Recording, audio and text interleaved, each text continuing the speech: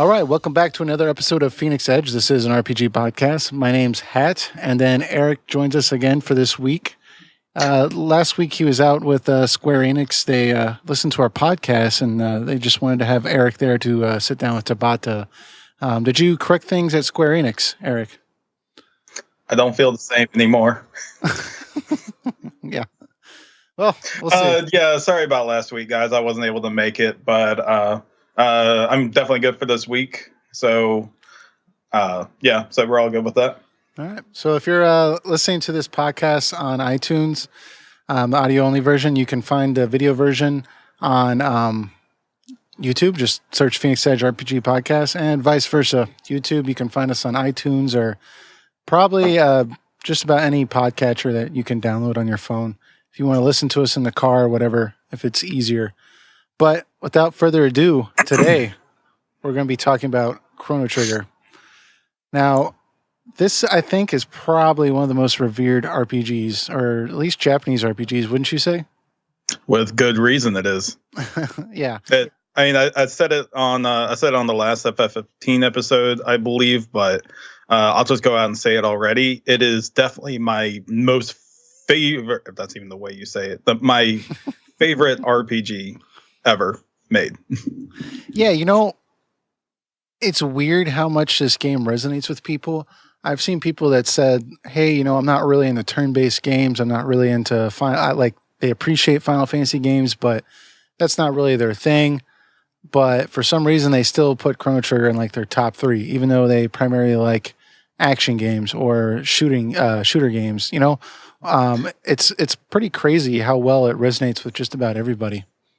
Yeah, you had developers from the Dragon Quest team, you had developers from the Final Fantasy team, and you had them join together. Hironobu Sakaguchi and Yuji Horii joined together and making something like this. It's like you took what everyone loves about Final Fantasy, what everyone loves about Dragon Quest, put it together, and then even added different elements to it to make it its own thing. And I just can't get enough of how much I love this game.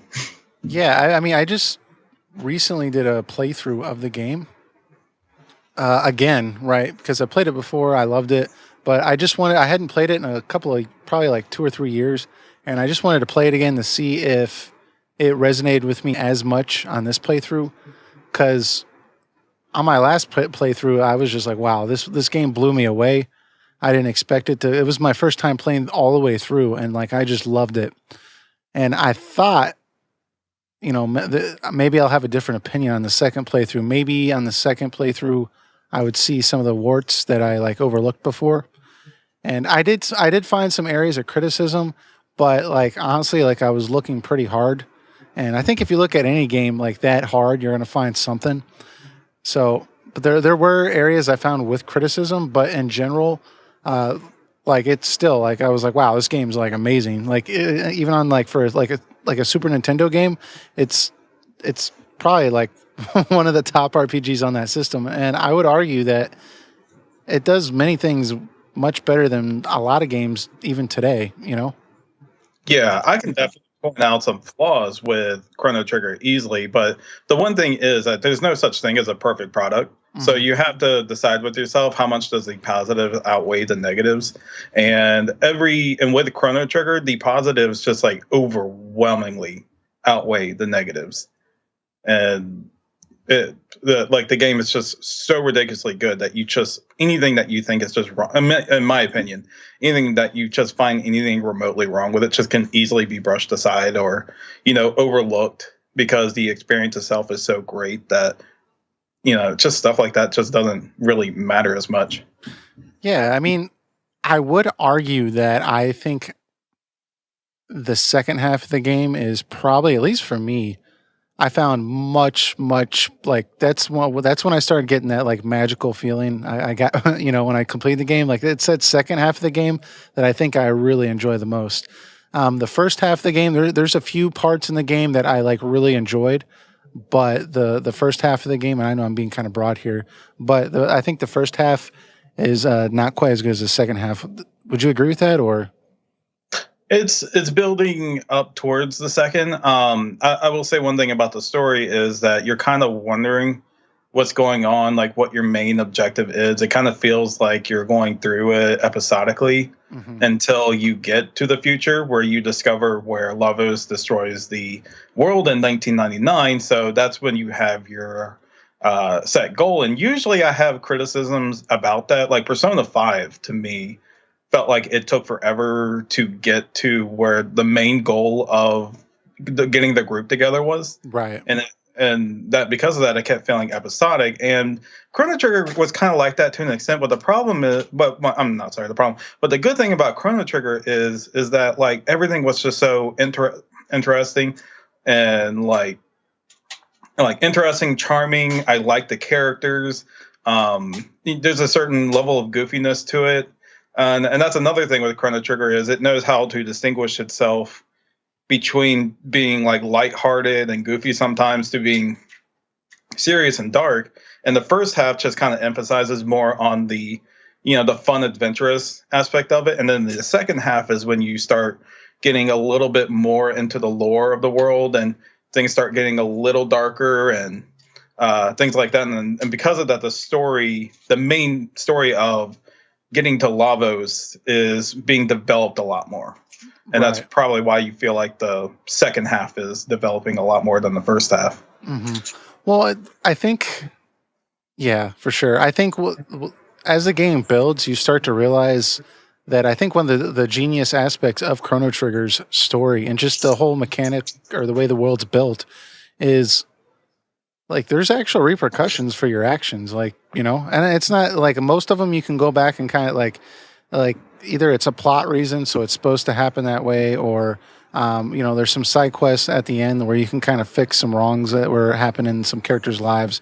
But even like small things like opening the chest and such like that, there's there's better ways to do things. But in general, just with the whole time aspect, like it makes you realize, like at least in the game, like there's actually some weight to the decisions that you do. And in particular, I guess we'll go ahead and dive right in. I think probably early on, my favorite part of this entire game would have to be the repercussions of how you act in the first 10 minutes of the game and the festival.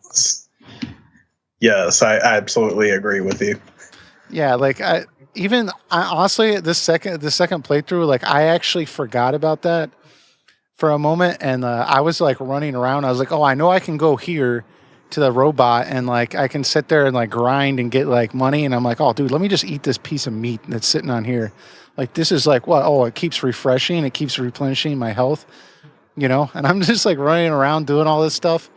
And then later in the plot, when it takes you to the courtroom and you're on trial, and they start like showing you doing all this stuff, I was just like, oh my god, this game's great. That's the best part of it is you didn't know you did that. You didn't know that stealing or taking the lunch from the old man unknowingly would have consequences. You didn't know that going to the pendant first before Marley would be consequential. Like you didn't there's so many things you didn't know that you did. And that's incredible because a lot of games that give you like choices today are just straight up in your face. Like, which choice do you want? Choice A or choice B? And Chrono Trigger has that, of course, but they have that nice little element in there that like you unknowingly did something that would affect the, a later portion of the game. And it's just absolutely mind blowing when you're in the courtroom and they're asking, are you sure that you really cared for her safety first when you bumped into her? And you're like, yes. We're like, well, we have evidence that shows otherwise. It shows that before you went to the lady, you went and picked up the pendant before you went to see to her safety. I'm like, really? Did they just call me out on that? Like, I unknowingly even did that because naturally that's the shiny things in games. I want the shiny thing first and I get that. And Link to the Past, and I unlock Zelda's cage. I always get the 5 rubies before I talk to Zelda. Yeah, I mean, come on now. I'm like, here to save you. I'm like, oh, treasure. Yeah. So it got me the first time, definitely. But like, I know I played that game so many times. I know how to work that court system scene. Yeah, well, I know you can get it to a not guilty verdict, but I've actually never done that myself. What happens when you get not guilty? You still get put in prison, right? You get put in prison for for helping the princess escape, which is a crime in itself, and it was 3 days in jail. I believe that's right. Like you get thrown in 3 days in jail for it, but the chancellor on his own acts out of volition and sentences you to execution. Like you go down there and like he's to be executed in 3 days, and the guard's like, I don't see anywhere in the papers that says that he's supposed to be executed. It's like, are you telling me that I'm wrong? Are you telling me the chancellor is wrong? He's like, oh no, sir. He's like, oh, he's up for execution. So the outcome is ultimately the same, but how like what the dialogue is between it is different. Right. But really, even if it's something very significant or not significant, it's a very awesome feeling that like actions you did like led to scenes like that. It's really small touches in video games that really stand out. Yeah, I mean, what I like about it, especially when it catches you off guard, is because, especially now, I think it would have even more of an impact to newer gamers today that may have never played the game because, they boot it up. They're like, oh, this is a Super Nintendo game. You got Super Mario. You got all these like really like cheesy games. Like this isn't going to be very interactive. Like I can easily just hassle this system. Oh, of course, they have this piece of meat here that just keeps refreshing your health. Why wouldn't they? And like all this like dumb little stuff like, let me go over here. Oh, well, let me try selling this pendant. And the fact that like when it actually puts your actions in front of you and shows you, hey, like,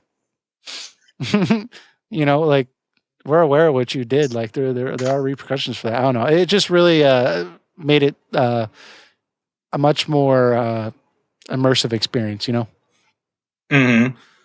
But so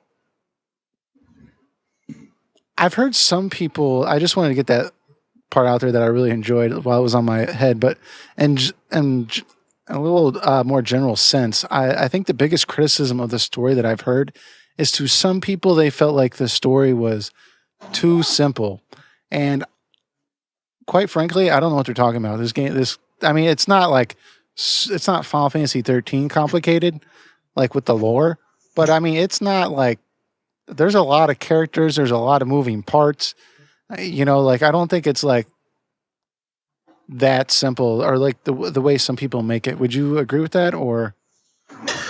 May I ask them what exactly is wrong with a simple story? Well, that's the other thing too. I mean, like just because a story is simple doesn't mean it's bad. I mean, what's bad is when you make a story that should be simple, complicated, and it hurts it. See what some people, I think a story is best told when you can make it as simple as you can without making it feel like the story was dumbed down from something greater. And I believe that a simple story with a lot of depth goes a lot further than an overly complex story with no depth. Like you said, 13. Yeah. I mean, yeah. So regardless of your opinion of whether it's simple or not, I don't think that's necessarily a relevant criticism. Like you said, like it doesn't hurt the game. It's still an immersive story, Yeah. I mean, it would be one thing I could say, like, to me, when you say a simple story, you're telling me something like Skyrim or something, right? Where like the main plot is like, I don't know, it's like defeat the main villain or something, but it's just an excuse for you to run around the world, right? Like this definitely is a character driven, or I should say narrative driven story. So I don't know.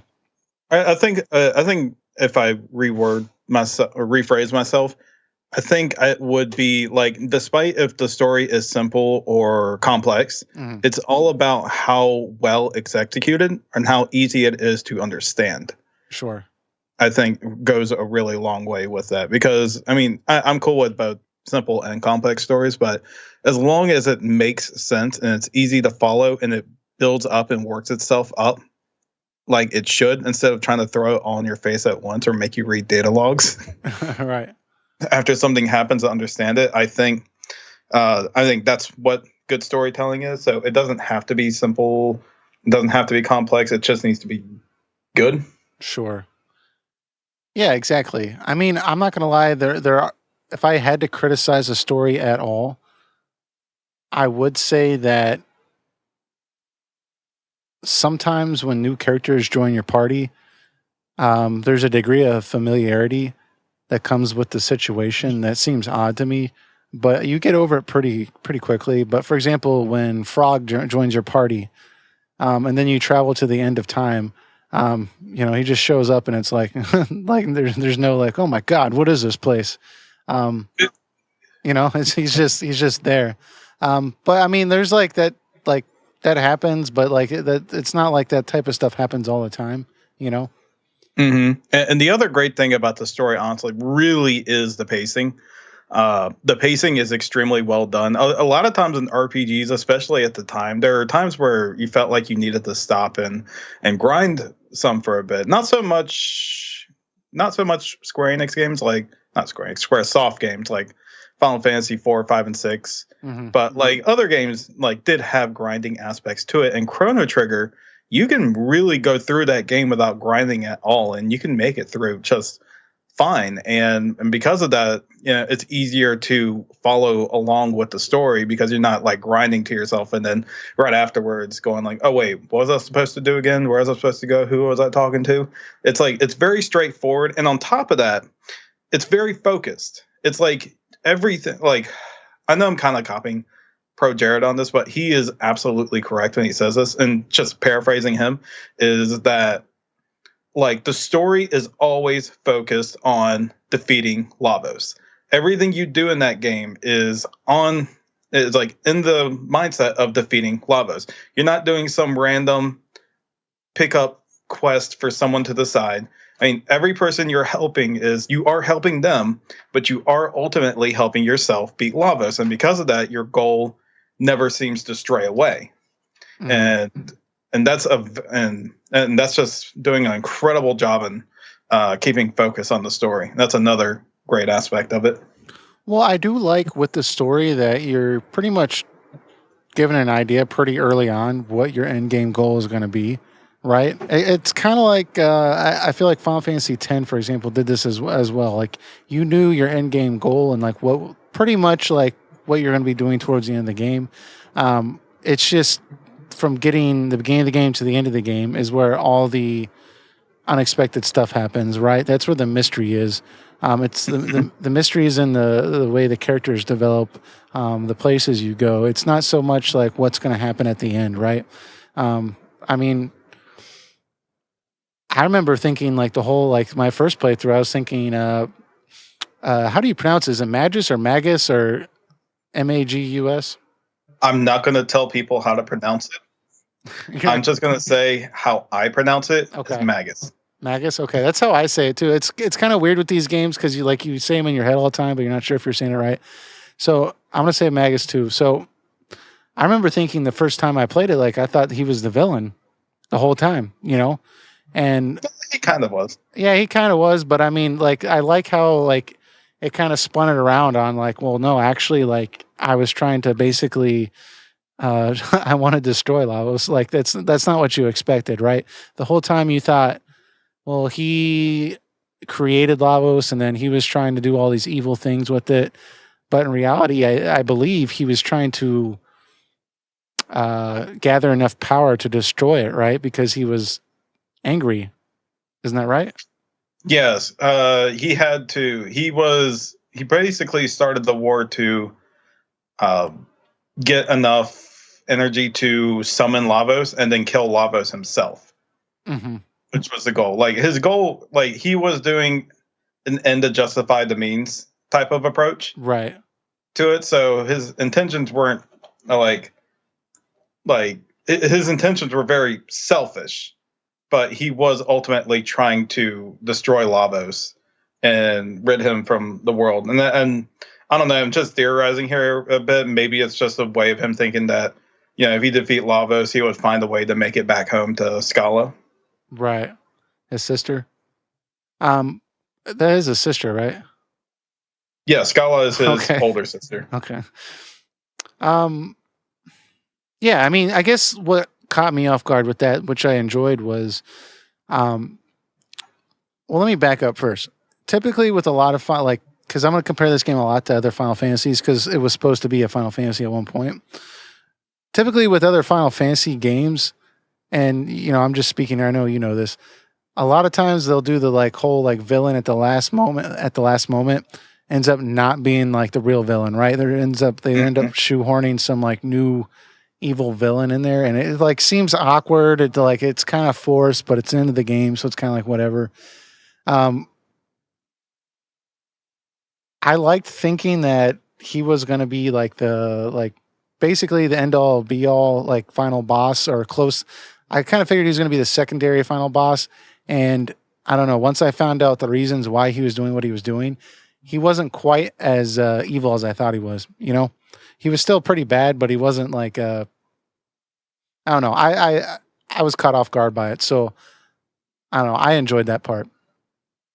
Yeah, Magus is kind of a asshole by nature. Even when you meet him as Janus in 12,000 BC, right? Like he's like a little spoiled brat that you just kind of want to hit over the head. And obviously him being raised by Ozzy, and Slash and Flea, I suppose also he was kind of raised on those same moral values that they had on top of him being a brat already. Mm-hmm. So he didn't have much compassion or care for other people, so he didn't mind killing Cyrus and turning Glenn into a frog. And he does that for fun. So he does have an evil nature to him, but there's a lot more depth to him, and like he sees the potential in joining together with the crew if you choose not to kill him. And he ultimately just wants to be back with his sister.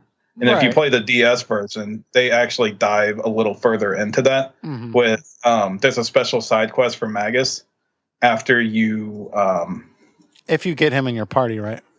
Yeah, if you get him in your party, there's a special side quest you can do that dives into the whole time devourer aspect in Scala that better links it to Chrono Cross. Mm-hmm.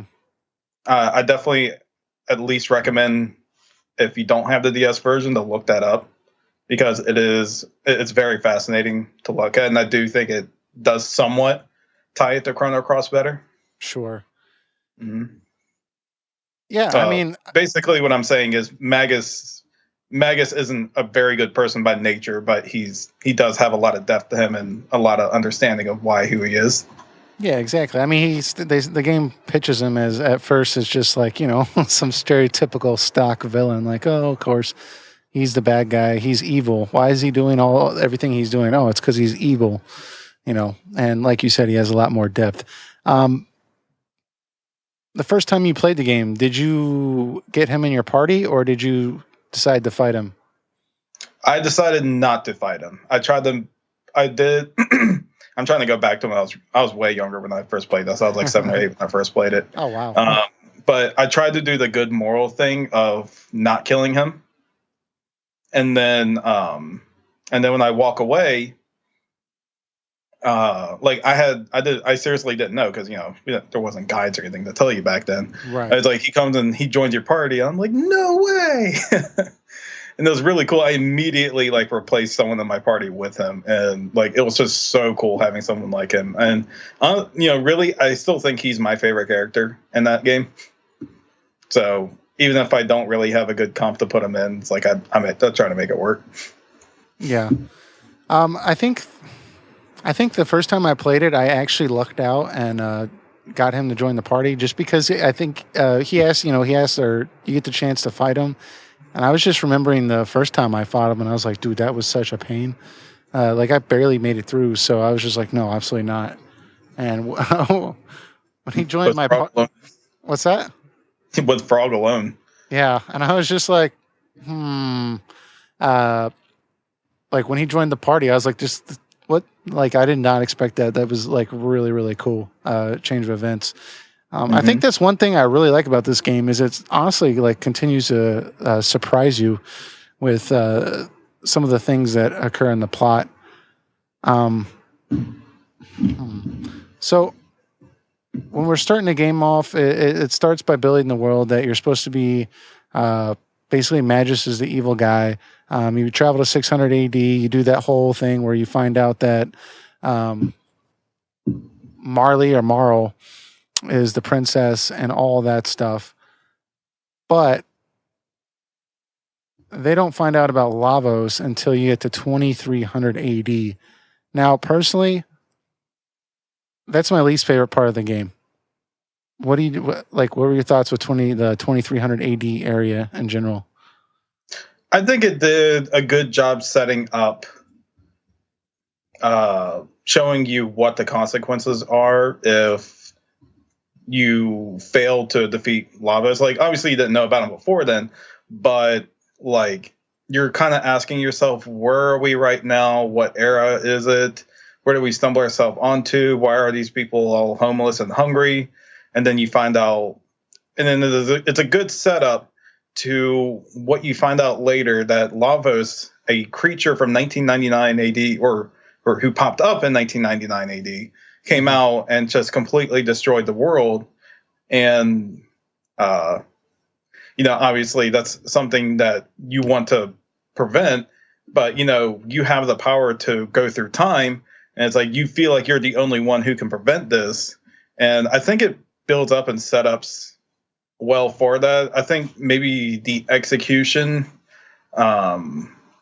or they could work a little more on maybe like the variety of how you traverse through it. But even then, it is a little bit like, you do get to race Johnny. You do go through the factory. Yeah, so well, I think maybe I'm skipping over or like tripping over my words right now on that. Sure, but I think it worked well enough. I think for story reasons, like I feel like it was pretty well done. Like I don't have too many issues with it. Everything there kind of made sense to me. I guess maybe for me more of from a I don't know, gameplay perspective, maybe. I don't know. I like the whole race with Johnny. I like that was cool doing that on a Super Nintendo from like a mechanical perspective. But I honestly I don't like I thought it was dumb. Come on, Rick Astley singing Robot. Okay, well, I don't know, man. Like, it was a little much for me. I was just like, okay, I'm gonna act like this part of the game never happened. The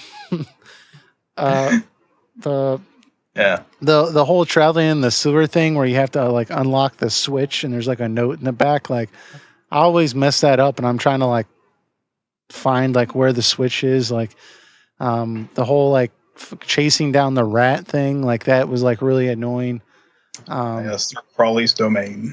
Yeah, or the robot factory, trying to navigate your way through that without a guide's awful. So I don't know. For me, gameplay perspective, I didn't really like it. I did enjoy a lot of the plot though. When you first get Robo in the party, and then he finds all of his friends are basically evil, and they say there's something wrong with him, and they're beating him up and stuff, and you're trying to save him, but the robots keep pushing you out. I really enjoyed that was a very powerful scene, I thought. Yeah, you didn't think you'd feel sorry for a robot you just turned on, and they deem him defective, and they're trying to destroy him and throw him away. Yeah, and then Chrono and Luca have to drag him all the way back. It was a good scene. So I mean, there was good to have there, but I didn't. If I had to pick a least favorite part of the game, it was probably going to be that area. Trying to think. After that, where do we go? I'm trying to remember. After that, you get back to you get on the portal. You get back to 1000 AD, mm-hmm. and I believe you end up in the end of time. Mm-hmm. Oh, you get to the end of time first. You learn what that is. You get your magic from Spicchio. Oh, yes, I remember that now, yeah. And then you get thrown, then you go back to 1000 AD, and you have to go through you go through Medina Village, then you go to the caves, and that's where you're learning to use your magic, is in that cave. Sure. Then you wind up back in Truce Village.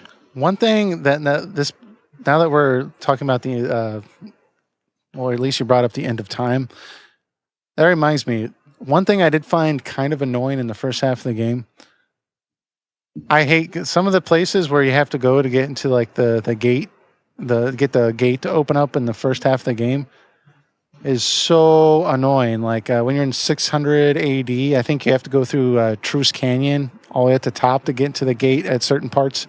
Um, I don't know. I feel like they could have given like Luca could have like just given it like been like, hey, I developed a button, you know, and just I press the would have button. been fine with that, and I do agree with you that like I hated every time I went to 600 AD. Yeah. You every time you went through, even though you could kill the enemies in one hit, it still stopped you for a second Well, and that's to the other thing. Like, up a battle. You had to yeah, kill them, and then you had to get out of it. sure, Yeah, I do wish there was a little bit that was a little more accessible because that did start getting annoying for how much you did have to go through it. right, Or you got like the tools to not have to go through it anymore. sure. Yeah. So I mean, to me, that was a little cumbersome. But I mean, usually, like I mean, most places you can get by fairly easy. You did bring up a good point though regarding the battle system. I love the battle system in this game. However, I found it really annoying how many forced battles there are in this game. I know you can avoid a lot of them, but like that one you were mentioning on in the canyon, it's like, dude, I can destroy this thing or kill this thing in one hit for 90% of the game. Quit making me fight this thing, you know? Yeah, or at least give me the option to try to skip around it. Right. So Because even when you go through the forest, you can at least get past the mushrooms without having to fight them. yeah, which is kind of cool, you know? Like that's the whole beauty of that battle system is there's no random encounters, except when you force one on me. Well, yeah, that's probably one of my biggest criticisms of the game is that sometimes the game makes you go through like a big gauntlet of enemies, Hmm. and over time it starts feeling more tiresome. The place where you feel that the most, I believe, is the mountain where you get the broken Masamune. When you get to Magus's castle, there's a segment where you have to beat a lot of enemies, then you have to beat a gauntlet of enemies in a straight line after that. And then Ozzy's Ford side quest, you have to go through a major gauntlet also. And sometimes dungeons feel a little dragged out just because of monster placement or forced monster placement. And because of that, it feels like the dungeon is taking longer than it should. Sure. But I think that's definitely a valid criticism of it. Yeah, because it's kind of like, hey, like you developed this genius system, especially on the Super Nintendo. That must have been very difficult to code given the restrictions of the Super Nintendo. Because I mean, there's a reason why they did random encounters the way they did. So the fact that like it was just blended right into your environments, and it was really well done. I mean, like if like you used Frog to attack an enemy that was up some stairs and then to the right, he would like jump up and like up the stairs and then to the right and then attack the enemy. You know, like it was really well designed. I can only imagine how much effort they had to put into programming that thing. But yeah, but it totally almost defeated the purpose when they would force so many battles on you. But there are enough of them that you can skip to where it kind of. I was okay with how much they forced on you, but I mean, I think if they did it any more, it would have been a little too much for me. But Yeah, not every dungeon's like that. It's just some of them were, and it felt a little tiresome because of it. sure, But the battles themselves are well paced enough if you're not playing the PS1 version. PS1 version, it takes a few more seconds to load up the battle. But if you're playing the Super Nintendo or DS version or whichever version that the game is on, like battles just pop up immediately, and they're very quick. Like each battle doesn't take any more than like less than 20-25 seconds, like assuming that you're pacing through the game well and not running away from like every battle that you come across. And it paces itself well enough, and I think that balances it enough for it to not feel too annoying for me when you get those big gauntlets like Ozzy's Fort and Magus's Castle. yeah. Well, and I think it's a good point. Is just playing. If you just play the game normally, you will not really feel the need to grind. But it's not going to be so easy where you think like, oh, this is a joke either, right? It's just Yes, It's it just offers just enough challenge. exactly. I mean, this most recent playthrough, I was gonna say that I felt like the game was too easy, but then there's, it starts ramping the thing up about a third of the way through the game. I would say the first couple of hours, it's pretty easy because it's letting you get like acclimated with like the battle system and everything like that. But yeah, after that, dude, I got plenty of game overs on this play through the game just because like I didn't know the strategy that I needed to defeat the boss. But it was never so ridiculous to where I needed to grind or too easy to where I was bored. Yeah, I think after Magus's Castle is where the difficulty starts showing in if you're playing through normally or not going through New Game Plus. Right. I know it took a while to beat Azala and the giant dinosaur. I wouldn't say that was too bad either.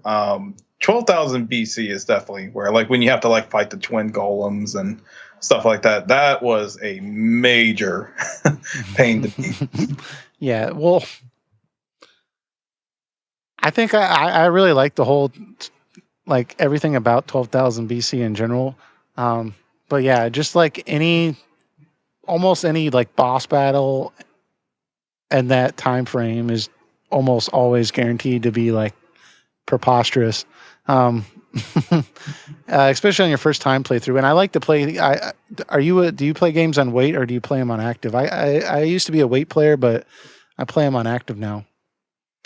It depends on the game, but in Chrono Trigger's case, I usually pick active. I think the recent one I did was wait. I think it's because I didn't really think about it, but usually I will do active. Yeah, I don't know. Because the thing is, I've played so many JRPGs and just turn-based games that I kind of realize that a lot of them, or I would say most of them, have the same basic reward system to get you to the end. Like, you know, if you can't get through this boss battle, run around in circles for an hour and a half. It depends on the device for me also. Like if I play Final Fantasy IV with a controller, I'll have it on active. If I'm playing it on my iPad, I set it to wait. Oh yeah, absolutely. It's much slower to get a command in on a touchscreen than it is on the controller. Yeah, because then you'll be trying to like on like an iPad, you're trying to like use a potion, and it's like taking you like 4 minutes to get there. Yeah, absolutely. You have to scroll down to the items, like swipe down to the items, hit it, then find the potion. Scroll too far. And, yeah. But yeah, in general, I like to play with wait or active now, just because I like to spice it up. But where was I going with that? Oh, speaking of the battle system, we'll get back to the story here in a minute. But now that we're talking about it, I love basically like the link strikes, I guess you could say. It's between all the characters. Like, dude, there's so many special moves in this game and like different combinations of different moves you can do with different characters. And they're all very well animated and very bright and colorful and just really like great on the eyes to watch. Yeah, the beautiful thing about that battle system is that there really isn't a wrong combination. Like you could like pick any two characters you want to come along with you, or till after Chrono's away from the group for a while, or when you're able to select 3 characters at once. Like any comp you make like works because each character has like their own advantages and disadvantages, and it's so well balanced out. And on top of that, like you said, with the dual text and the triple text, it's like there's so many creative ways that you can go about making a party. Like there is really no wrong way to set up a group. Like I may do something completely different from someone, but like their methods are likely just as effective as mine. And there might be times in the game where you feel like one composition might do better than another. Like maybe like Marley's like water based, or no, Marley's like water ice, and like Frog's just like water, and there's like more enemies that are weak to water in there. But that doesn't mean like the comp, if you use a different comp instead, that you can't do that. Right. Like you can easily do that. It's just if you decided to bring Marley or Frog along, then it might be easier on your end. But the enemies are not so difficult that you can't kill them in a fair amount of time without them. So that's what I definitely feel like it's balanced in there. You're more rewarded for knowing what's good for you or what's bad for you Sure. in that game, and that's another extraordinary part of the battle system. And on top of that, it's simple. It's so simple, and it has a lot of depth to it. Yeah. That's one of the that's like my key fundamental rule for in my head for what makes a game fun is if it's simple but has a lot of depth to it. And Chrono Trigger is the almost like perfect example of that. Yeah, I mean, the game rewards you. The battle system rewards you for experimenting. I mean, usually with most RPGs, what you're going to do is sit there and attack, and you're going to do that with Chrono Trigger too. But I mean, the fact that like every time you change the party combination, there's all of a sudden a new set of special like link strikes you can do between various members of your party. It really adds a lot of freshness to each new area when you change up the battle system, or when you get a new character in your party. It's like all of a sudden you have these new moves that like you didn't have before. It just really adds a lot to it instead of seeing the typical thing where you have like a skill tree and it's like, okay, I'm gonna get this. Let me just battle for 5 more minutes and I'll get this, or the old school, just okay, you're level 32, that's when you learn the cure spell. I mean, it still has that element in there where you learn new moves, but just the fact that, like you said, it's a simple system, but it's got a lot of depth with how far you can go with it if you want it to. How'd you feel about the equipment system, like the equipment system with just the way that worked? Did that work with you, or was it too simple? Or simple, straight to the point, way I like it. Yeah, because there are RPGs nowadays that are like, okay, you have this piece of equipment, but you got to add this elemental attribute to make, to get through on this fight. Or we have like even like Tales of Berseria, which is like, oh god, like don't you even have get me this started. equipment, but you combine it with other equipment and put this stat onto it. It's like, please do not make me think this much about it. It's equipment. Like if you want the core mechanic of the game to be based around what gear you have, that's fine. Yeah. But if you have a game like Chrono Trigger and you put like a really complicated equipment system in it, where you always have to be worried and managing about your equipment, then that is going to, I think that's going to kill the pace of the game a lot, because people are going to always be digging back into their menu. So, well, let me ask you, in Chrono Trigger, how much did you have to dig back into your menu? Very little, and I'll tell you what, like, I really, really, really enjoy when I go to a shop and they got a couple of weapons there, and I just like, put the little hand next to it, and it like tells me, oh, it improves Chrono's strength by 10. Okay, I'm gonna buy it. Like, and that's it, done. Like just like you said, I hate like, well, it increases his strength, but it also makes you weak against lightning, and but it improves your speed, but lowers your defense. And we're going to a water cave, so that might be good, but that might not also be like, it's just like, dude, like this is not fun. If it's not fun, get it out of the game. Like, so I like really like, I think that keep it simple, stupid. I mean, come on, like that's it. They need to use the KISS method with equipment systems. There's nothing wrong with like a sword just being better, And yeah, you already get the satisfaction from the player from getting a better piece of equipment like put into that slot. It's like, sweet, I bought this. I feel like you feel better as a player when you have a better weapon on you.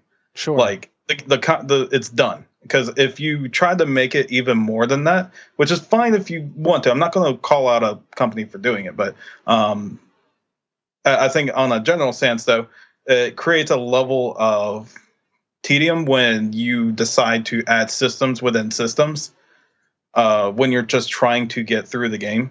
Like, the more you have to dive into your menu in a simple RPG like this, it's like the worse I believe your game is for it. Yeah, well, a lot of games like to add these huge, like long upgrade systems, and it's just ridiculous because sometimes you get to the shop and you need money, and it's like, let me sell some of my old equipment, but then you don't know if you can sell this like your old equipment without Googling each freaking sword and each helmet to make sure you know, like perhaps in the end area of the game you can upgrade this helmet to like the best helmet in the game. So then you're stuck sitting there Googling everything, trying to make sure you don't accidentally screw the whole game up. This game doesn't do that. Now, if I were to criticize it at all, at least with the equipment system, the accessory slot, I think I would have preferred a few more accessory slots. Yeah. I know it may break the game, but maybe that's part of the game. But I always felt conflicted. Like I really liked the I think it was the rage band for Chrono that would just counter, but there were some other things on there that I wanted to use. So I had to be like, okay, I'm gonna give up counter right now, and I'm gonna do this. Like I don't know. You sound like you disagree. I suppose I don't see the harm in it. Sure. Just because I don't think there is a particular accessory in the game that would break if another accessory is added on top of it. Mm-hmm. So if that was the case, I believe it would be fine. Yeah. Well, I think if there was 2 accessory slots, that would be good. I mean, if you had like 6, it would just get ridiculous. Like then the game I think would be too easy because you know you could equip red mail, blue mail, and like everything under the sun, and then you know power rings and everything else. Go ahead.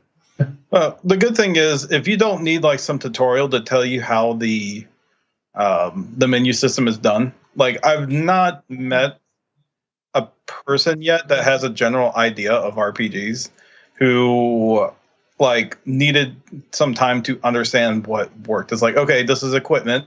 Like here are my skills. This is where I use my items, and that's it. You didn't need some helper to pop up and like ask you, oh, did you need to go over how everything works? They made it simple enough, like you're not going 100% understand everything just like right off the bat. Sure. But it's built simple in the way that you naturally playing, you're going to understand everything in a very short given time. Yeah. And you didn't need to be handheld by the developer. Like you're not talked down to as a player with how they built the system. Mm-hmm. And one thing I did appreciate is the fact that, like, let's say you have equipment on Robo, one of the characters, and he's no longer in your party. You decide to go with somebody else, but then you realize, I need an accessory, and Robo currently has it equipped. There's a lot of RPGs out there that are just like, well, good, I guess you're not using that accessory until Robo gets back in the party, right? I think Final Fantasy VI would do that with Shadow. And it would drive me nuts when he would like leave the party and he would have like something like I really needed. And I'd be like, no, you're not coming back for like 4 hours. Like, this is terrible. So the fact that you could just get that equipment and not have to worry about it. I mean, look, the game's really good about just making like just no nonsense. Like we're just going to take that annoying crap out and just let you do it. I mean, story purposes, it doesn't really make sense because I guess like, if I was to switch characters, like while I'm in the middle of a dungeon, it's kind of weird that your character can just pop up there, but like to get back to the end of time, I have to go crawl up a canyon to get to it. But I'm cool with that, like plot hole, because it makes life easier, you know? Yeah, sometimes you need to forget about story reasons and just let the game reasons be there. Sure. I don't think anyone's ultimately ever going to question you're able to getting equipment slots off Robo, despite if he's in the party or not. I think people ultimately appreciate that more at the end of the day. Maybe like very hardcore story enthusiasts might have a problem with it, but as someone who understands that sometimes you need to be a game and sometimes you need to be a story, you've got to strike that balance. Sure. So and again, Chrono Trigger does this very well. Yeah. Yeah, exactly. What's your preferred like group setup for this game? Like who do you usually have in your party? It depends. Throughout the game, I don't have a set group mindset. Mm-hmm. Like I usually like to keep Marley around a lot because she's a great healer. Sure. And my third person is usually what is the best. A lot of times I put I put Magus in because he has like, even though he doesn't really dual link or triple link with anyone, Sure. he still has extremely powerful, devastating magic. Yeah, he's ridiculous. Like, I don't have to depend on another person for that. And while I do like dual tech and triple techs, like I love doing that Falcon hit with Chrono and Ayla when you just hit every enemy on the screen with her, and it's really powerful. Dude, Ayla is my girl, man. She's always in the party for me. So. Yeah. Unless it's like a very magic area, I love having her in there. Yeah, I usually like. I've noticed I'm usually I really like Frog because he has heal. He can just heal the whole party.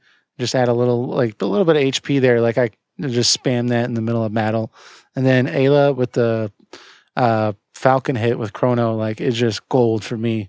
I think the first time I played the game, like I was really into Robo. I really liked Robo, but this playthrough, like I like pretty much not even used him besides when I had to, So it's you can kind of change it up how you see fit, and it again adds a whole nother element to it, which is cool. A lot of games don't do that, or a lot of games force you to use characters.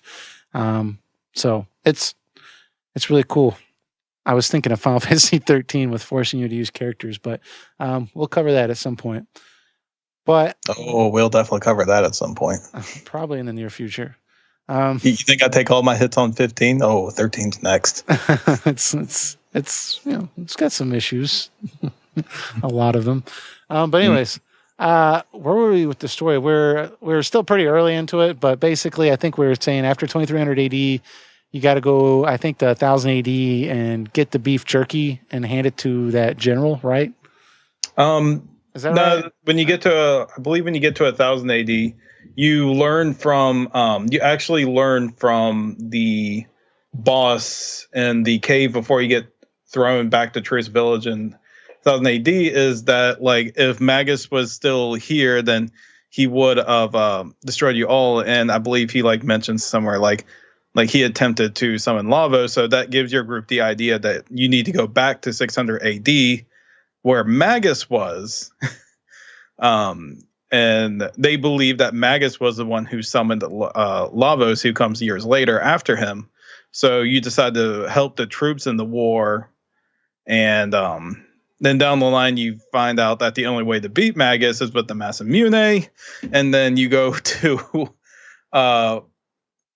Frog, who's the actual rifle heir, and not Tata, or right. his name is. I remember that, and because I remember the kid confesses up, and he's like, "I'm not actually the hero or whatever," and then like his dad comes over, and he's like, "It was all a ruse, I knew it," or something like that. It was kind of funny. Yeah, and then you decide to go get the Masamune for Frog. You travel up the mountain, you beat the Masa Mune who are guarding it. You get it. Turns out it's actually broken. Then you find out how to get it working. The Gasper at the end of the time tells you that Melchior can fix it. Then you go to Melchior, and he's like, you can only get the only way to fix it is to find a ruby stone that's like no longer around. So you wind up in 65 million BC to get it, and that's where you meet Ayla. And then the events with her, you get the stone, you come back, you fix it, you convince Frog to join you, then you go into Magus's castle. You beat all his cronies, and then you beat him, and then you're sent back to 65 million BC. Yeah, dude, you got this game memorized. That's great. Oh man, I may know a little too much. Yeah. Well, Magus's castle.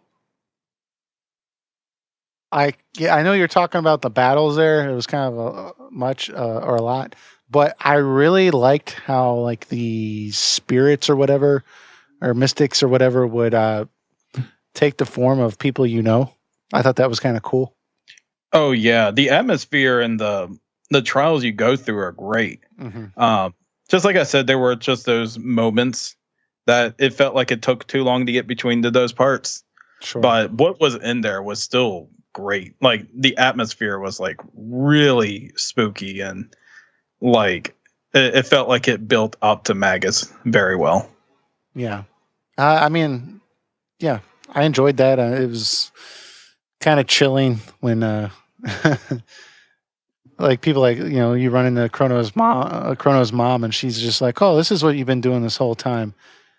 You're a bad boy. Let me punish you or something, or kill you or something like that." And I was like, "Oh, Jesus Christ!" Well, I have to punish you now. Yeah, and I was like, "Come on!" Or like, the king was like really mad at his daughter and stuff. It was good. So from there, we went back to 65 million BC, and that's when we did the whole reptite thing, right? Yes, we go back and we do go back and we help Ayla free her people from the dinosaurs. And when we do that, we actually see lavas for dropping from the sky the first time, and they destroys where the reptile layer is, and the reptiles become extinct from it. And ultimately, it's the beginning of the ice age for the planet, and that's where we lead to 12,000 BC. I really thought that whole idea was cool with these intelligent, like dinosaur people, basically, and then they just went extinct. Like, it's like, dude, this was 65 million years ago. Who knows? That could have been real, I mean, probably not with like humans and everything like that, but that was really cool how that was done. And then after you defeat the if you play Chrono Cross, actually, they dive deeper into that. Oh, really? That's one game that I should we'll have to do that game at some point, because I do want to play that game. It's apparently supposed to be pretty good, so I'll have to check it out. I highly recommend that one. All right. Well, we'll have to do that on here at some point. But yeah, I really liked that final showdown with the I don't know, I can't remember his name, but the reptile king or whatever. And that big reptile queen Azala. Oh, as a queen, okay, that's a Super Nintendo game. So, so as a queen, and then you had what was that final boss? It was like a giant robot dinosaur or something like that. Yeah, it was just a giant dinosaur. Yeah, I don't know. She rode on the back on fighting you. Dude, that was a cool boss battle. I'm not gonna lie. Like, that was a really cool boss battle, especially for a Super Nintendo game. Like, it was just really cool. I thought it was pretty epic, but I do like at the end of that she was just like, okay, I guess it's your time now or something like that. It was kind of, I don't know. It's a good game, dude. It's got a lot of cool scenes. Yeah, her dying words were that the apes may have won, but don't believe for a second that the reptiles didn't fight all the way through. Yeah, that's what it was. Thank you. Yeah, I really like that line. So, but then after that, that's when Lavos falls, right? And that ends up crushing that whole castle or whatever. Yeah, the reptiles essentially become extinct from that event. Yeah, it was kind of strange that the whole species was in that one area. Whatever. I bought it. Even though it was kind of strange that the Ayla and her crew was 3 inches to the left, but. And he created the portal to go to 12,000 BC, where the story was really started developing from there. Like, a lot of the lore and the history of everything is just being thrown at you at that point. Yeah, you're learning everything about Lavos' origins, or what happened to events that led to other events. 12,000 BC is just really the where things really start getting going. Yeah, that's where I feel like some of the pieces of the game start to come together. And honestly, the first time I got there, I didn't realize, for some reason, 12,000 BC. I didn't realize it was in the past. For some reason, I thought it was super far into the future for some reason. I don't know why. But just the whole concept of it, with a city in the sky, and with basically they're humans, but they're harnessing the power of Lavos, and they're able to draw magic from that. Is that right? Or yeah, I look at they were basically harnessing the power of Lavos. I kind of think of it as they were futuristic in a magical sense, and up to 1999 AD was more futuristic in a technological sense. Sure. It's kind of cool to distinguish it that way. But yes, you are right. They basically were using the energy off lavas because that's basically how, or the better phrase, ancient technology. Machina. But Lavos was the primary source of energy, and that's how magic is ultimately created, from Lavos. That's why no one in the prehistoric era could use magic. But after Lavos, people could start using magic, and they started using magic to create technology to sustain like a great paradise-like life, like Zeal Palace gave. Mm-hmm. Yeah, I mean, that whole, I think part of it, honestly, is we haven't even spoken about the music, but like the soundtrack in this game is just astoundingly good, and I think especially like the music and the whole Kingdom of Zeal is it's just perfect for like what they're trying to convey in the story, and like it just really sends home that this is like a magical area, you know, like there's a sense of wonder, like around each new corner there's going to be something new that you haven't seen before, right? I mean, the fact that you go up to those books and like, you know, one's like a fire book and like fire just starts shooting out from it, or, you know, water or wind, and there's these creatures that are walking around that you've not really seen before, and everyone can use magic, and like it's crazy. It's I don't know. That's when I think I really like. I went from like liking the game to like really liking the game. You know, is when we get to 12,000 BC. But oh yeah, absolutely. Like you said, the music for it is astounding. Just Zeal, the Zeal Palace like theme. Just like I could really listen to that all day. Yeah, I know. I found myself like going back up there, just like, oh, maybe I missed something. Like, let me just walk around here for a little while and like listen to this music. It's just really good. So at that point, that's when we first meet. How do you pronounce it? Scala.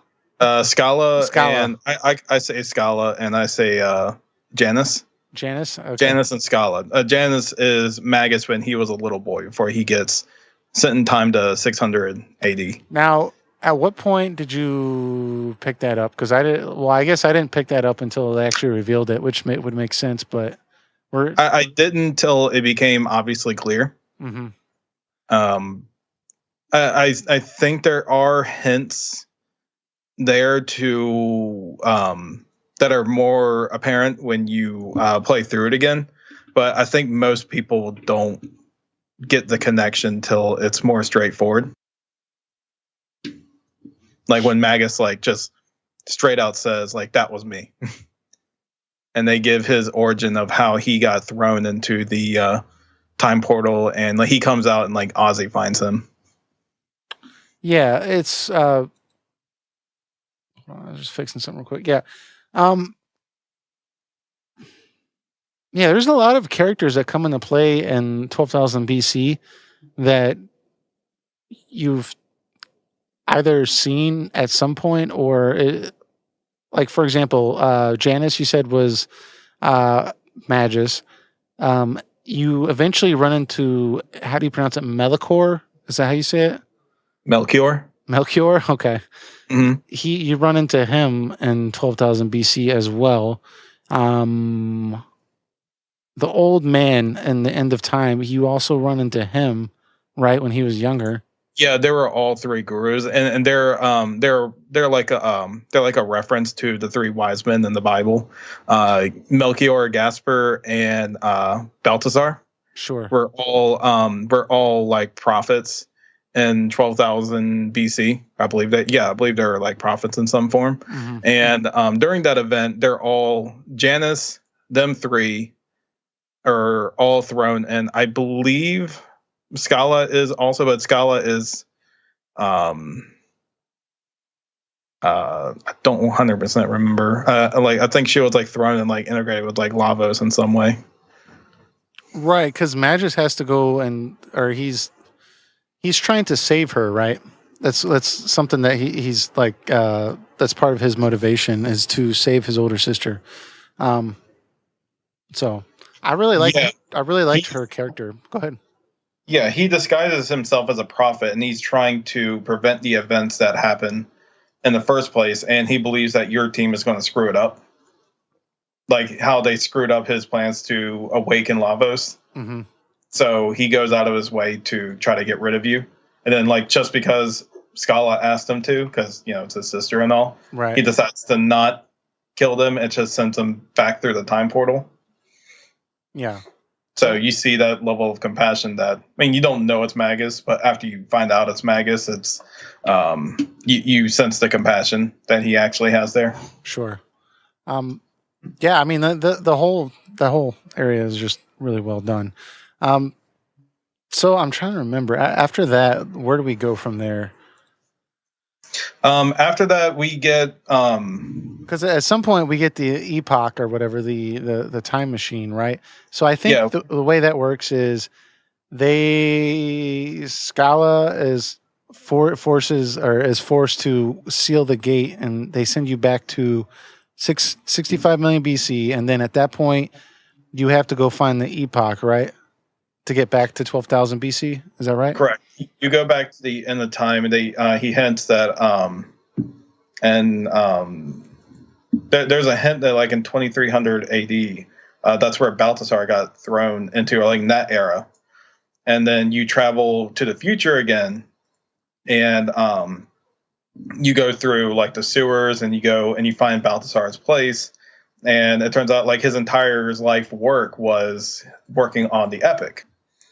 And when you go in there, you only see like the blue guy, Yeah. the blue round guy, and you go in there, and it turns out Balthasar died years ago. Mhm. But he left notes for anyone who found the epic. And he, when you go through and read all his notes, it turns out he put all his memories in the blue guy, and like he's just explaining just everything about the works and everything on it, and you know his history a little bit. Sure. So you use that, and you go back to 12,000 BC, but you're not able to make it back to Zeal Palace yet. So you go back to where the abandoned ones are, and they tell you that they actually imprisoned Melchior. Like, not the Melchior from 1000 AD, but the Melchior from 12,000 BC before he's sent off to 1000. Right. And you go up Mount Woe, I believe it's called. You go up there, you fight the monster, and you unlock him, and then you know he drives the plot forward, and you get him back to Zeal Palace, and eventually like the Ocean Undersea Palace, where they plan to awaken Lenovo. Did I have to say Lenovos? Oh my god, to Lavos, and they're seeking just more power. That's what Queen Zeal is ultimately after, is just more power. Yeah. And this is the event that leads to, leads to the event of all of them getting sucked through time and everything.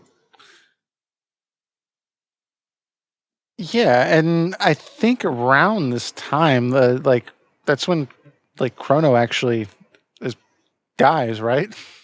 Yeah, he sacrifices himself, saving, like, he shields the people from himself. And that's when Magus reveals himself also. Mm-hmm. And Magus is even powerless to stop Lavos. Everyone is just absolutely powerless to stop him.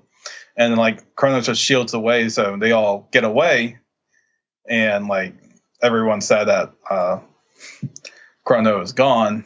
And that's pretty crazy, because it's not usual that you kill off a main protagonist like that. And you have the choice to not ever revive him. You can go through the game without going through the quest to get him. Really? I didn't know that. I thought getting Chrono was required.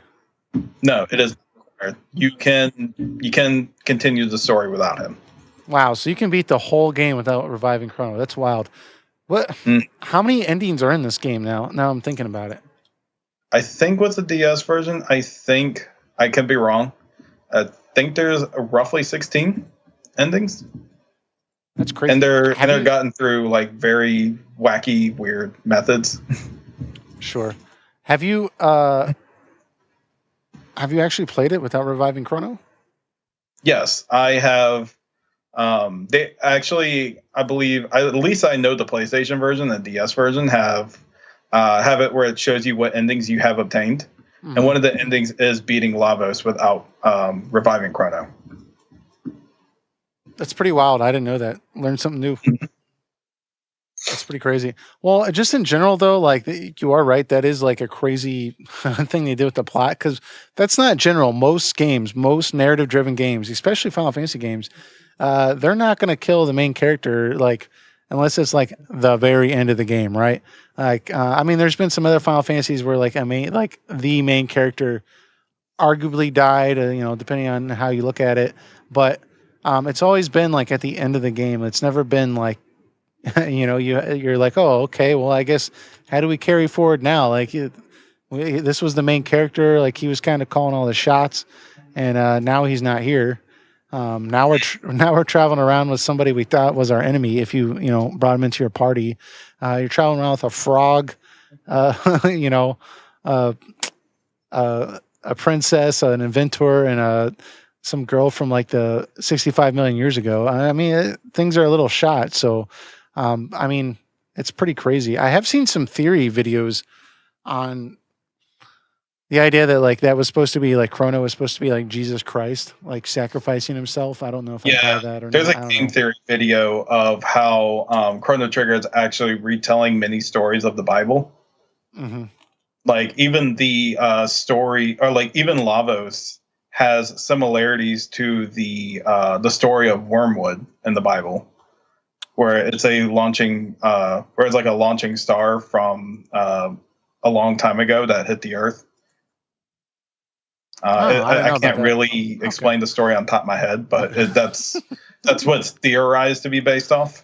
Yeah, I was gonna say because I went to church growing up, and I don't remember Wormwood, but I don't know. I'll have to look that up. That's pretty crazy though, because I think there could be a lot of parallels. Do you think that was done on purpose or? They definitely do a lot of references to the Bible.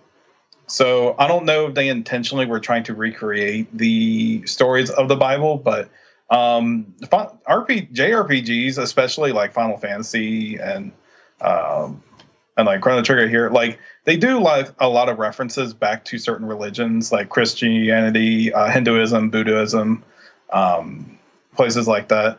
The Chrono one is just very interesting because of how much of it does link to the Bible, like Chrono sacrificing himself, or even something as simple as they point out that the beef jerky you get in 600 AD, mm-hmm. and one piece of beef jerky was able to feed an entire army of men, kind of like how Jesus had was able to feed like an entire group of people with just like a slice of bread. That's actually. I was actually going to bring that up and I forgot, but that did leave me kind of baffled when I was playing it this time. I was like, wait a second, this one piece of beef jerky, like this is what they needed? Just one piece of beef jerky? That's it? Like, yeah, man. What's that? It's a Slim Jim. Yeah, apparently it's really good and it feeds everybody. But mm-hmm. Yeah, I don't know. I mean, I can't say whether I like it or dislike it. I think it works pretty well for this game. If that is, what they did on purpose. It's not in your face about it, and it's clever. It doesn't make any actual direct links to like any actual religion or anything. So, it's kind of fun to just like put the stuff together. Yeah, it's not trying to like, it's not like by the end of the game, you're like, oh man, I need to go to church on Sunday.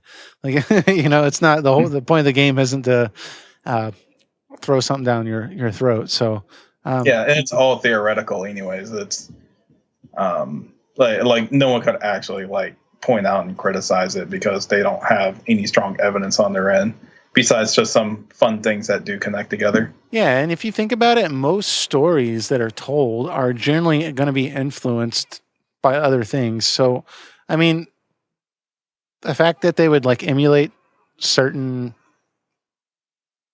stories that have been handed down for thousands of years at some point. If people are still telling those stories, they're good stories. Like why wouldn't you emulate some of the best stories? It makes perfect sense.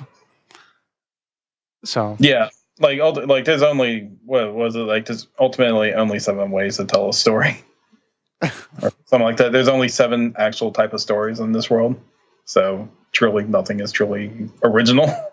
I never heard of that. So there's only 7 actual. So is that just saying like the general when you break down a plot point? Yeah, when you break a plot down to its most basic form, there's only really 7 stories. I think it is. Someone correct me if I'm wrong. I'm just kind of talking off memory here. Yeah. Well, I don't know. I'm not sure if they've played Kingdom Hearts, right? Oh, I guess it's 8 ways. Yeah. I don't know. I don't really play too much of those games. Actually, I take that back. Yeah, there is 7. It's the way of just telling a story out of your ass, but just making something up. Yeah, as you go.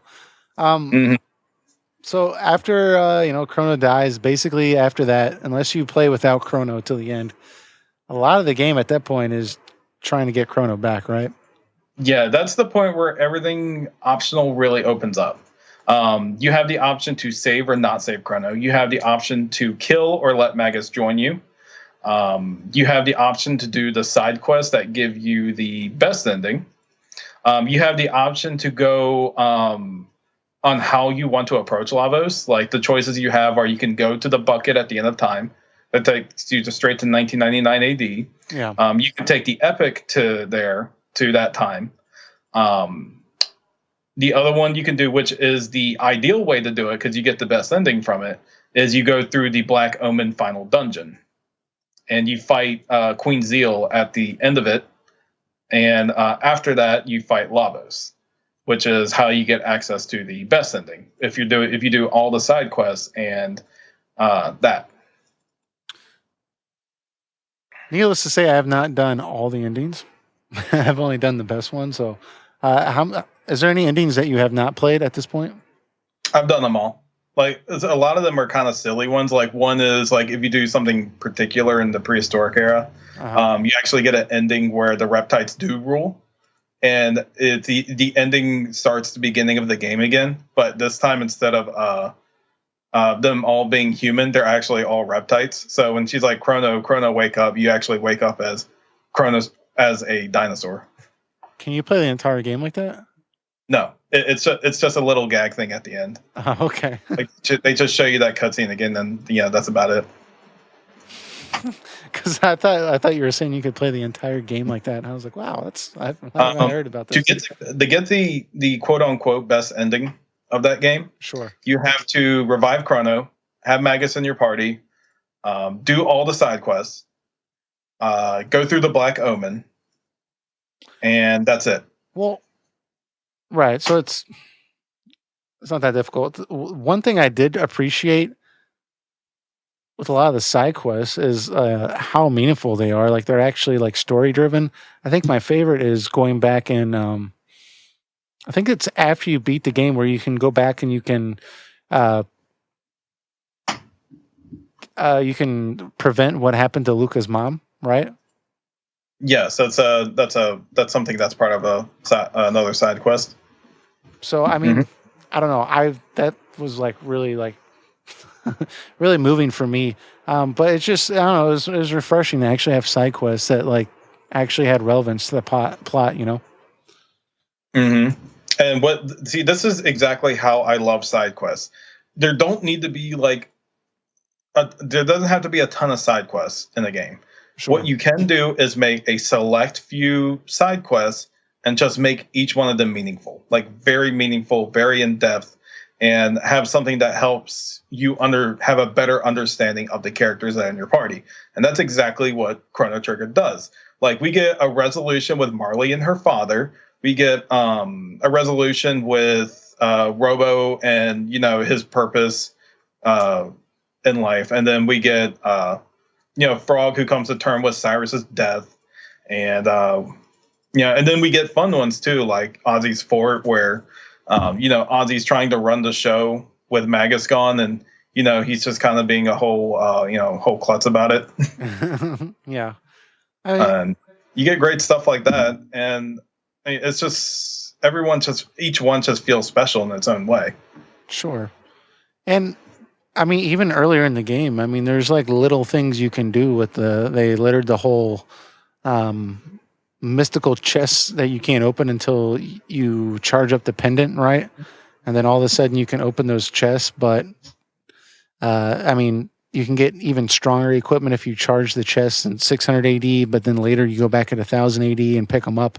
I mean, like a lot of like little cool things like that you don't have to do, but it just adds to the game, you know? So I don't know. Like I think you can beat the game like easily, like within like maybe like 20 hours if you just do bare bones, don't you think? Yeah, it's I mean, roughly a 20. I think it's roughly a 25-hour game if you play it your first time sure. and do everything.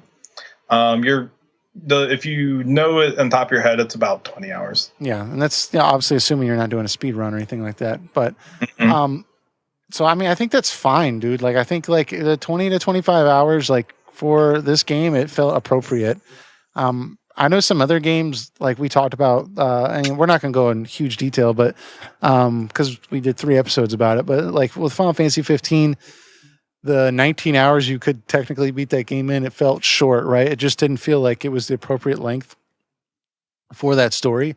However, Chrono Trigger, like it feels like that was exactly the amount of time it needed to take.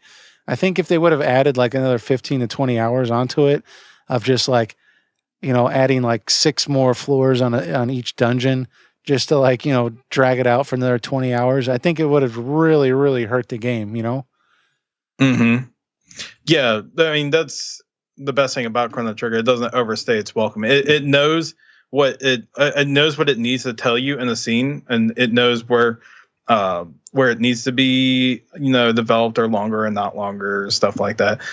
Final Fantasy 15 failed in that aspect, and that the story wasn't paced very well, and what we did get felt incomplete each and every time. Sure. Like, and it was a very not focused game on top of that.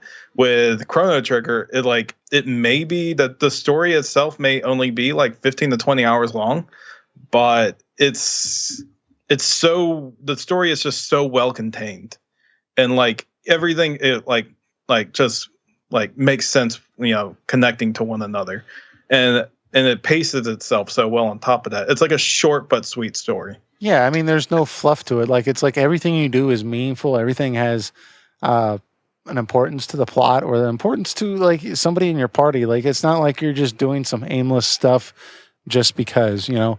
And that just really makes the game that much more enjoyable, you know, because when you think back to it, like most of the time, like you're just going to think back with fond memories because everything you did was important. Everything was like, you know, everything had a purpose for being there. You know, when I think back to certain games, I'll think back to pleasant memories, but I also think back to annoying memories too, right? So if I think back to, let's say Final Fantasy X, right?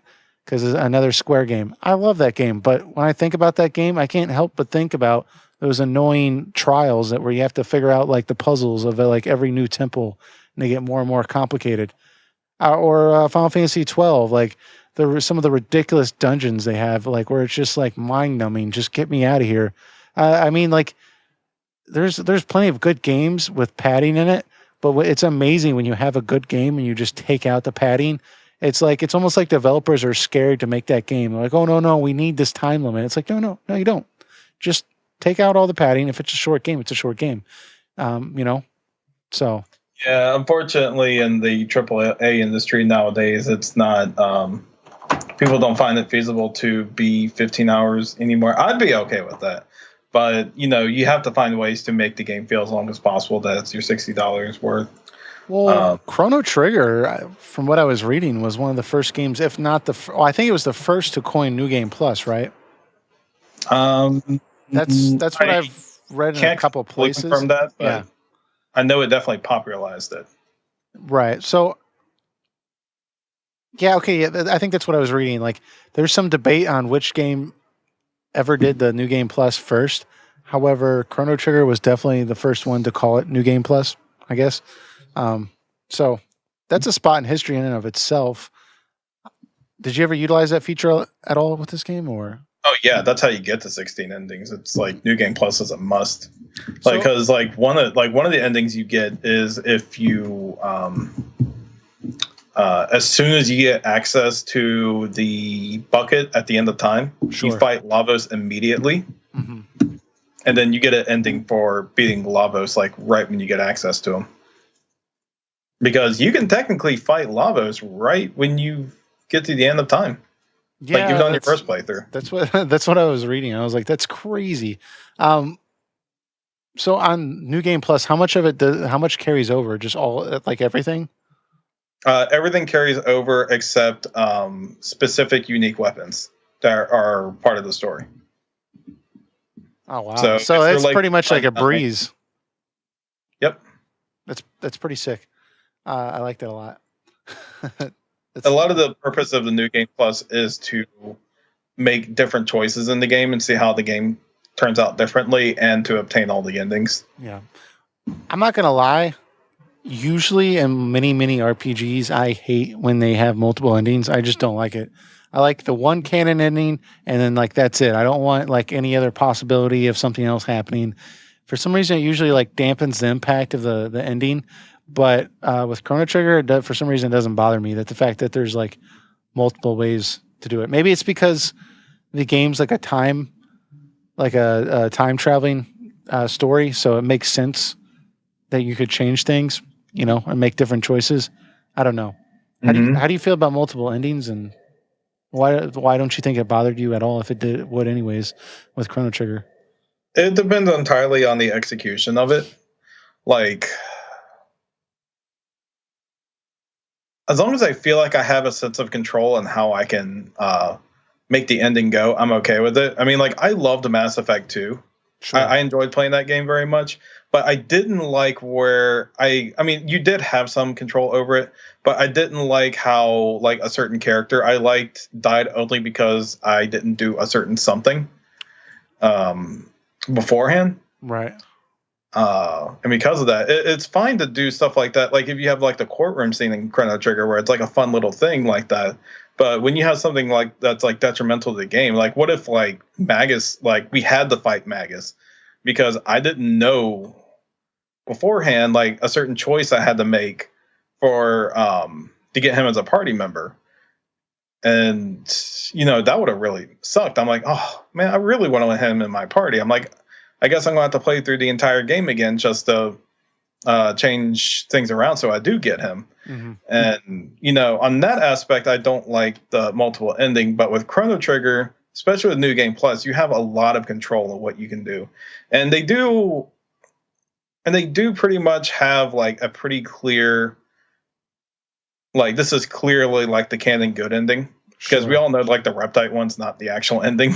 Right. Or like the one without Chrono is not the ending. Like now they could make a sequel to a game where it's like the timeline where they don't revive Chrono or something. That would be interesting. But you know, Chrono Cross takes place after like the best ending, or quote unquote the best ending of Chrono Trigger. Cool. How far in the future does that actually play? It's 20 years after. Cool. I'm like really excited to play that game, so I'm gonna pick it up soon. Pretty much, I think beat the story pretty good. I can't really think of anything else I would want to cover with that. The only other thing I can think of is just like from a artistic point of view, like I felt like the sprite work and a lot of the pixel art in this game is just some of the best I've seen. I know you're a big art guy. It's timeless. Yeah, I mean it's just really well done. Let's see the music. We've talked about that. I still listen to the soundtrack at least once a month. It's a great soundtrack. I mean, I'm trying to think of any like criticisms that we haven't covered with the game because it's pretty much been overflowing praise. But did you have anything else you wanted to say, the least criticism wise? Not really. I do want to point out that like one of my favorite aspects of the game is how very unique each of the characters are. What's the best way to put it?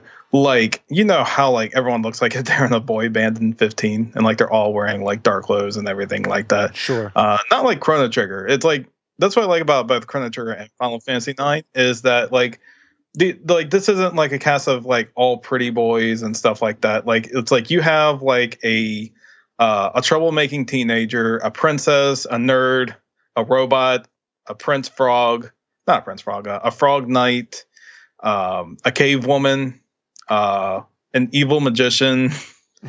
I mean, this is like you just look at the cast of characters. It's a very colorful bunch of characters, and that's what I like, because it's a level of you don't know what to expect from them, and that's what I really like. Unlike like some other JRPG games, like you see like a generic cast of characters, you can already tell yourself like, oh, this is the one that's going to act tough, and this is going to be the little kid one, or this is going to be the spunky girl one. It's like, no, it's like you don't know what you're going to get from these, and like each of them were just like very in depth. They're a lot of fun. There's no particular character I dislike, and they're all. I mean, they're like I just said, just a bunch of colorful characters.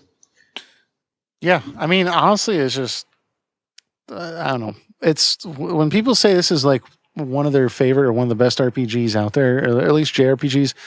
I would say RPGs in general. It's for a good reason. I don't think any of the characters I ever found annoying. Usually, most Final Fantasy games, there's a really annoying character. I mean, I didn't find any of the characters to have like an odd reason for being in the party. Everyone felt completely natural for being in the party. Everyone felt completely involved in the plot. I mean, none of the villains seemed ridiculous. Everything seemed perfectly natural and like didn't seem out of place to me. I mean, it's just a really well constructed game. Everything about it is just really well done. And why wouldn't it be, right? The game is a collaboration between Squaresoft and Enix, two of the biggest Japanese RPG makers at the time. Like, why wouldn't you expect that game to be awesome? You know, I think the only thing that like I've kind of wondered about this game that might be interesting to talk about is just this game was originally for a little while, anyways, was supposed to be a Final Fantasy game, correct? I believe so. Yeah, I've seen that around a lot, and that's kind of crazy to think because there's parts of it that you can definitely feel the Final Fantasy like ish vibe to it. It definitely feels in many ways like a Final Fantasy game. I'm trying to think like how much this game would have changed or what they would have added to make it feel like a Final Fantasy game, because I'm trying to think like the only thing it really needs there is like chocobos. You know, I think that's about it, right? And maybe I think Moogles. Final Fantasy has a set amount of rules, and I think the set amount of rules may have actually harmed the game. Like, I don't think it would make a bad game, but I think you wouldn't have gotten the same product as what you see there. Yeah, just because Final Fantasy has those set rules you do have to abide by. And with Chrono Trigger, I felt like they were just allowed to just go all out. They were allowed to just do whatever crazy thing they wanted to do. Yeah, I mean, that's kind of what I was getting at. Is just, I mean, besides just having chocobos and moogles, I mean, I think that the way you put it is really well worded.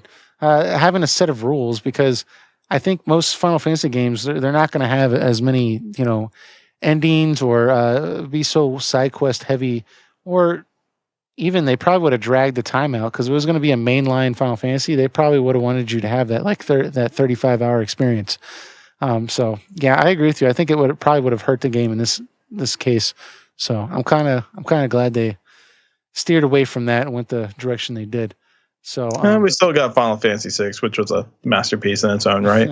Yeah. Just real quick before we get out of here, Final Fantasy VI and Chrono Trigger are often. There's a lot of debate going around of which one is better. For some there's seems to be a crew of people that are really so hardcore into Final Fantasy VI that they put that above Chrono Trigger. Are you one of those people?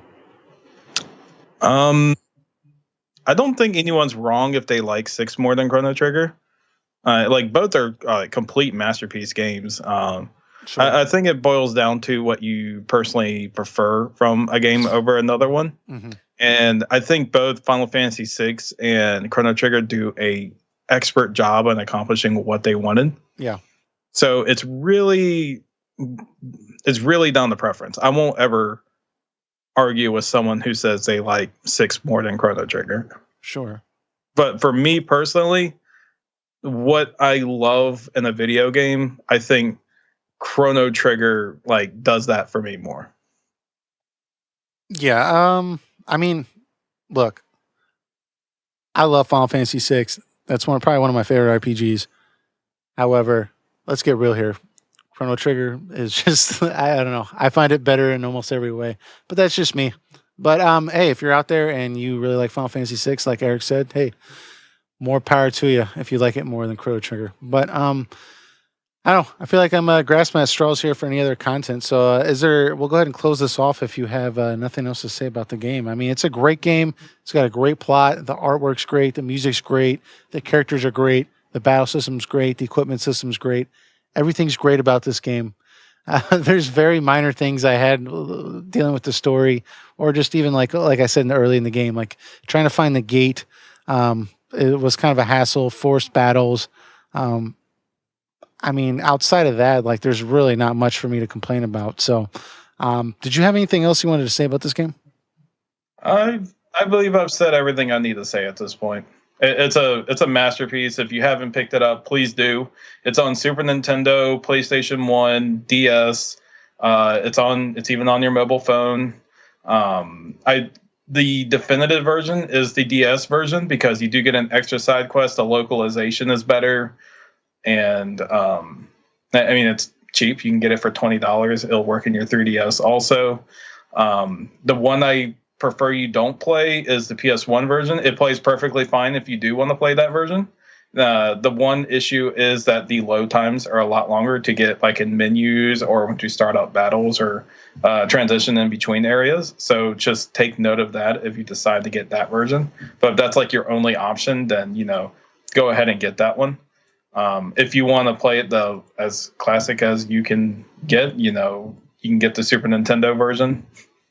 Yeah, well, let's be honest here. There's absolutely like almost no reason to play the PlayStation 1 version. If you own that version, then I feel like you're completely within your right to download the ROM for the Super Nintendo because you purchased a game. You're just getting a superior version that you really can't get. I think the Super Nintendo version right now is going for over $100. So you don't have to spend that. So go ahead, download the ROM if you're stuck with the PS1 version. You don't have a DS, and I would play that. I mean, I think the only deal with the DS that's better about it is it's got a few more side quests, and the localization is a lot better. Right outside of that, Yep. it's pretty much the same game. It's got great music. Everything we said still applies to the Super Nintendo version. The PS1 version and the DS version do have animated cutscenes also. Yeah, I don't really like those. Oh, I love them. You like them? Oh, absolutely. I love man. Akira Toriyama's artwork. I don't complain about the artwork. I just It's not intrusive either. It's it just occasionally pops up once in a while, and it's just showing you an animated version of the scene. It's like they're not having like dialogue or anything with each other. It's right. just looking at it from a different perspective for a few seconds, and it goes back to it. Because that was the era of FMVs, where you distinguish between like the game and like showing it from a cinematic aspect. Right. So that was a major thing of the PS1 era. Yeah, I think. That was the first time I played the game was on the PS1, and I didn't beat it like that. So I think it was probably because of the longer load times. I think the only reason I like the Super Nintendo version, well, I can't say the Super Nintendo version is superior than the DS. Everyone's telling me the DS version is the best. But one thing I do like about if you play it on the Super Nintendo on a ROM, you can use save states, which just make life easier. So, there's always that going for you. But other than that, let's go ahead and close this off. So we still have to decide our next game. I think I know what it's going to be, but I'll have to talk with you about it maybe off air, and we'll kind of figure that out. But other than that, I hope you guys enjoyed, and we'll hit you back with another episode next week. Thanks. All right, see you guys.